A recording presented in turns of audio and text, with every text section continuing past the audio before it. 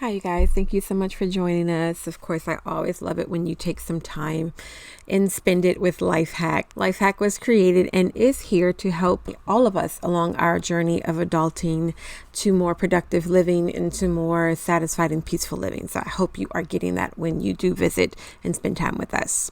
Today we are talking about motivation, the lack thereof, and one thing that I honestly believe we don't talk about enough, or we don't actually address enough in this, I guess you'll call it a self-help space that we're in right now. What I'm referencing is one of the reasons why you might not be acquiring your goals or achieving your goals or getting to the point that you want to be in your goals. And so you may not be reaching your goals like you really want to because of something called cognitive dissonance. Cognitive dissonance is a psychological term that describes the mental discomfort experienced by an individual when they hold two or more contradictory beliefs, values, or attitudes, or when those beliefs and behaviors do not align. The individual experiences dissonance because they realize that their thoughts and actions are inconsistent with one another. And that feeling of discomfort can lead to anxiety, stress, and the need to resolve that inconsistency. A lot of times, we resolve that inconsistency by quitting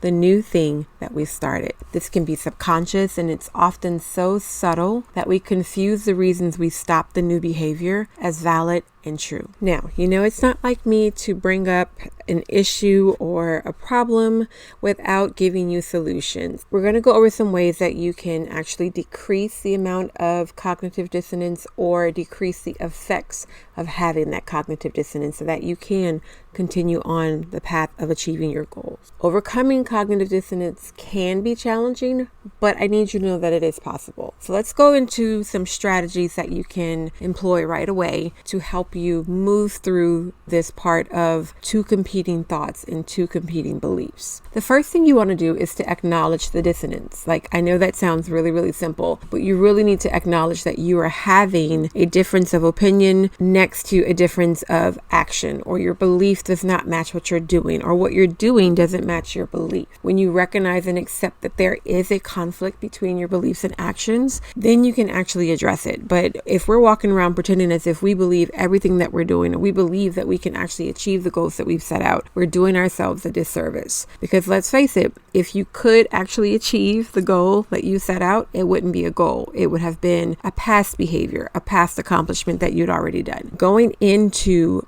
a new behavior is going to require a new thought pattern. So you're going to have some disconnection there. And that's what I mean by you need to address that and you need to acknowledge that. That's the first step. The second step would be to seek information. You want to try to find information that's consistent with your beliefs and values so that it can help reduce the dissonance. But here is the key to this. Here is the key. The information that you're looking for is information that will confirm the new goal. It will confirm the new belief that you need to have to actually accomplish the goal. That's what we're looking for. We're not looking for information that is going to just reaffirm your lack thought or your thought of I can't accomplish this or I don't have any evidence to support that I can do this.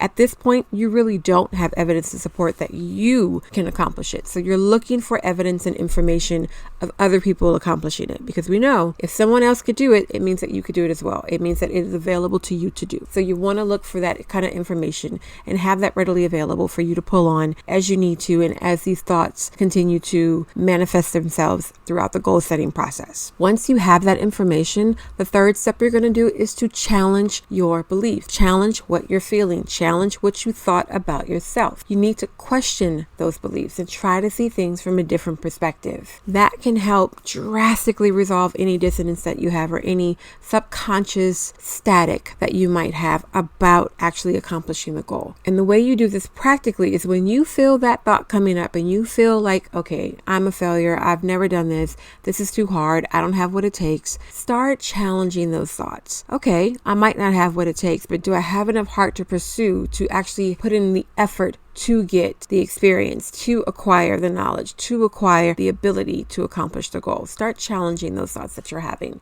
Don't just believe them at face value. A fourth way that you're going to attack this dissonance is to change your actual behavior. Again, we're talking about things that sound simplistic, but in actuality and in practice, it's very difficult to do at times because of our competing mental beliefs that we have about ourselves. You might not believe that you can run a marathon. You might not believe that off top. You probably can't run a marathon. I can't run a marathon right now if I just decided I wanted to do one. But you know what I can do? I can go to the gym and I can run for 2 minutes and walk for 2 minutes. I can run for 5 minutes. I can make my goal to run for 30 seconds without losing my breath. Do you see what I'm saying? So you're going to change behaviors that are going to match the path of you actually achieving that goal. If the goal is for you to save more money or for you to have a vacation fund of some sort, then you're going to change your behaviors. If you're at the store and you have a list of things that you're going to buy, or you know you're buying your groceries for the week, then it is your responsibility to only buy your groceries. Don't buy the little things that are sitting there at the end of the register that have only been created so that you will give more money for the thing that you did not even need. You're changing your behaviors to match the goal. A fifth way that you're going to overcome this dissonance is to find support. Seek support from friends, from family. I specifically love to seek support from a therapist. I encourage everybody to get a therapist or